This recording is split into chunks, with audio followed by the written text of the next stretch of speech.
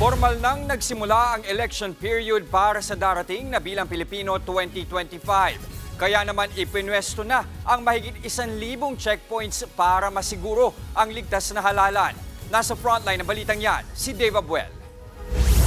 Nagsimula ng maglagay ng mga checkpoints sa buong bansa ang Philippine National Police. Kasabay yan ng pagsisimula ng election period at gun ban ngayong araw. Pinangunahan yan mismo ni PNP Chief Police General Romel Marbil at Commission on Elections Chairman George Garcia kanina umaga sa Maynila. Hindi bababa sa 1,400 checkpoint ang inilatag sa buong bansa. Ayon sa PNP, may ilan nang nahuling sumuway sa gun ban. 4 na po ang nahuli po natin from region BARM sa 12 and dun sa ating and 6 and region 3 po. Kanina sir, may nakita po ako mahaba dito sa region 6. Mahaba, tas puro mga pistol po nahuli po natin.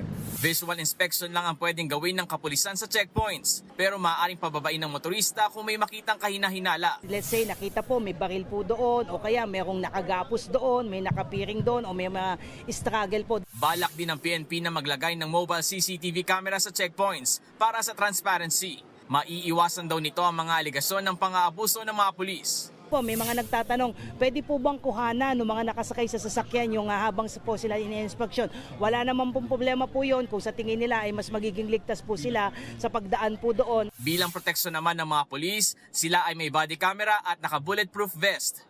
Wala namang problema ang ilang motorista sa pagkakaroon ng checkpoints.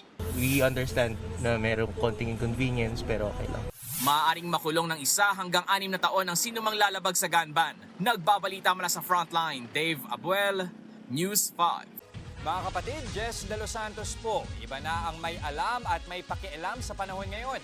Para sa tuloy-tuloy na balitaan sa frontline kahit weekend, mag-follow at mag-subscribe sa social media pages ng News 5.